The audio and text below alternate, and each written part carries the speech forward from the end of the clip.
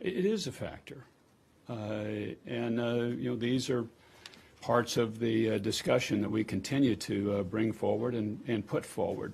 We noted in the report what's taking place in the very troubling situation, particularly one right now that the Uyghurs and the problem that they're experiencing in the country, and the number of people in re-education camps.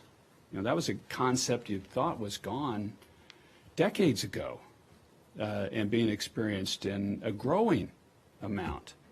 The report cites a number of very, very troubling concerns and a decline in religious freedom. So that's why we put it forward in this report for greater action to take place. I've been meeting with people in the administration and on the Hill about what's happening there, about the situation for Tibetan Buddhists. That continues to be a very difficult situation for them, for Christians, for Falun Gong practitioners. China remains a very, very troubling country on religious freedom, and those are noted and put forward and discussed within the administration.